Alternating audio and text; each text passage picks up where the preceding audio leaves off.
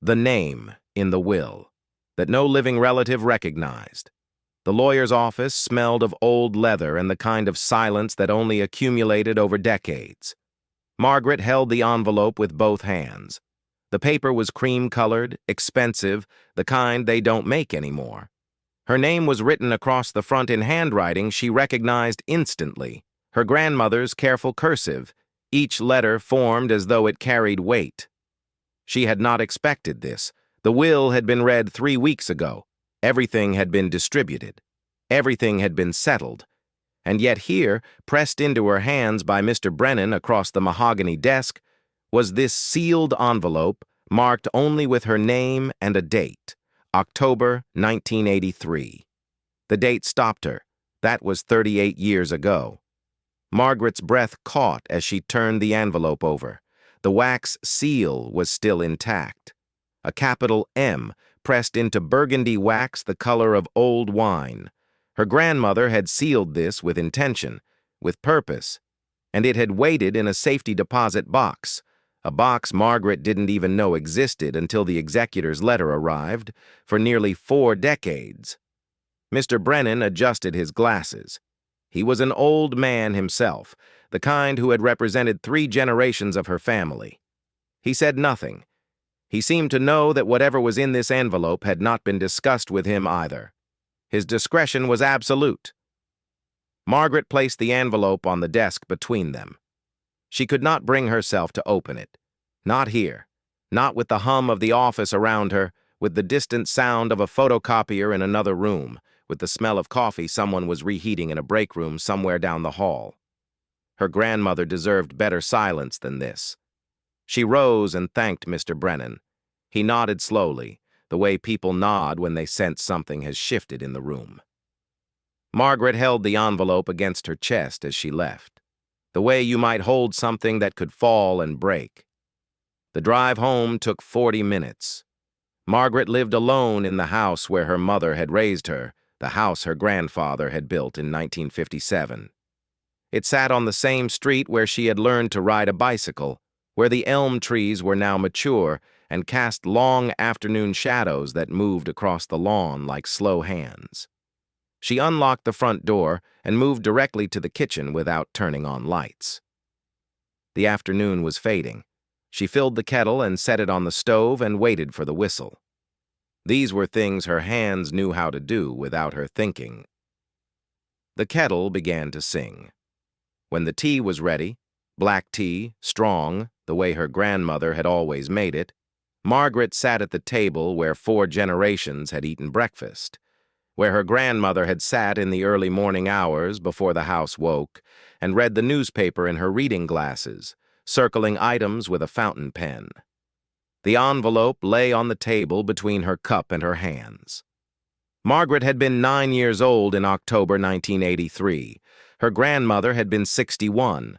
It was autumn. She remembered the maples turning that particular red that only happens in New England, a red so vivid it seemed almost angry. Her grandmother had taken her to rake leaves in the yard.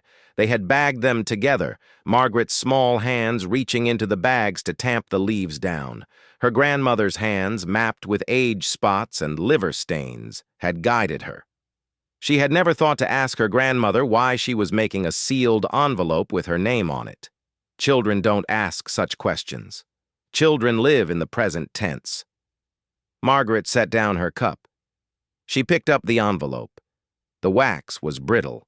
It cracked as she worked her thumb beneath the seal. The paper inside was folded into thirds. She unfolded it slowly. The paper felt thin now, almost fragile. Her grandmother's handwriting filled the page, that same careful cursive, but these letters were smaller, more urgent than the ones on the envelope.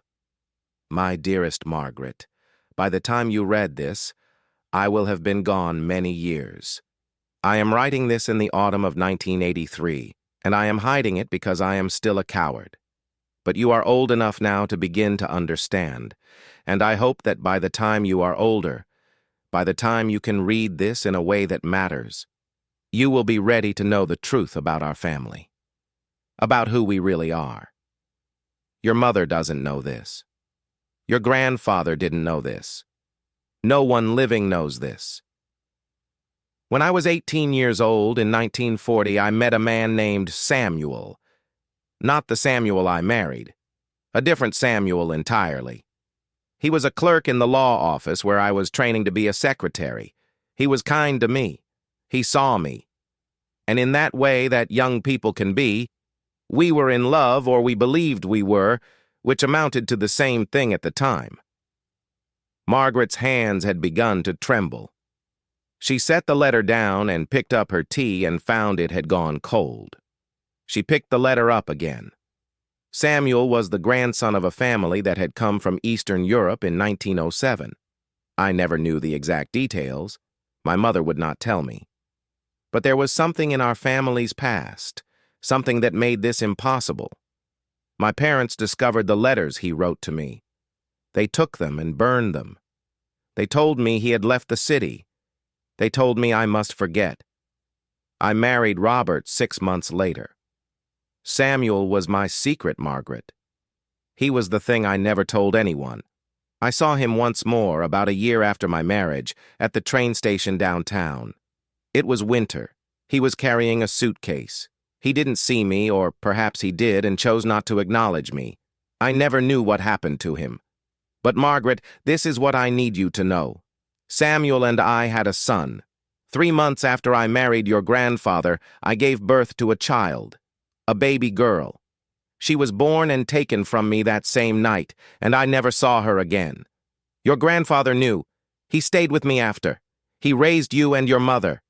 But that daughter, my first daughter, she is out there somewhere. She is your aunt. Margaret had stopped reading. She set the letter down on the table. The light in the kitchen had gone almost gray.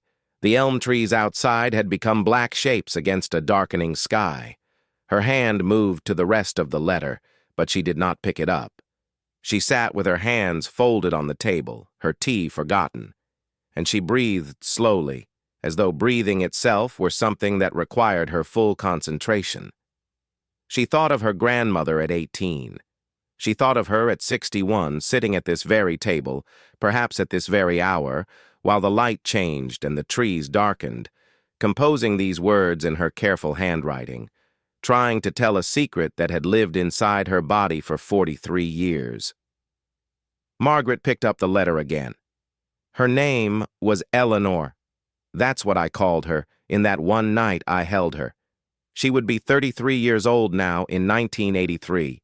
She has a life I will never know, a family, perhaps children of her own. She is my daughter, and she does not know my name. She is your aunt, and she does not know you exist. I am leaving this with a lawyer because I am still afraid. My mother's fear got into my bones.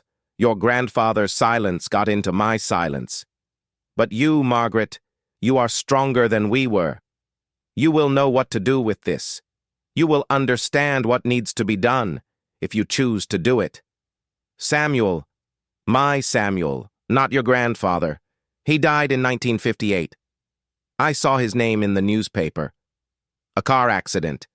He never left the city at all. He stayed and he lived, and I never saw him again. And then he was gone. But his blood is in you. Eleanor's blood is in you. There is a piece of this family that has been hidden so long it has become invisible. I love you, Margaret. I am sorry I was not brave enough to tell you this when I could have heard your voice. Grandmother. Margaret folded the letter carefully and placed it back inside the envelope. She did not cry. She did not move. She sat at the table as the last of the daylight drained from the sky, and she held the envelope against her chest, and she breathed. Outside, the elm trees became invisible. Inside, the kitchen held only silence and the memory of footsteps that had walked here 70 years ago, carrying this secret like a stone. 3 weeks later, Margaret would begin searching. She would find Eleanor's adoption record, sealed but accessible with legal help. She would find an address in Connecticut. She would write a letter of her own, and she would wait, and she would receive a response written in handwriting that shared something with her grandmother's. That careful precision, as though words themselves were something dangerous that needed to be controlled. They would meet on a Tuesday afternoon in a diner neither of them had been to before. They would sit in a booth by the window. They would both order coffee. And Eleanor, who had lived her whole life as someone else's daughter, would look across the table at the woman who shared her blood, and she would say, "Tell me about her. Tell me about my mother." And Margaret, holding the envelope from a woman 63 years gone, would finally speak aloud the name that had lived in silence. Samuel. Eleanor. The family that had been erased. The envelope remains on Margaret's desk still. The wax seal is broken now, the burgundy pieces scattered like autumn leaves across the wood. But the letter itself is preserved, carried forward into a world where the name of Samuel is no longer forbidden, where Eleanor no longer carries the weight of her own erasure. And if this story stays with you tonight, share it with someone whose own family holds a secret waiting to be spoken. Subscribe so the next untold story finds you.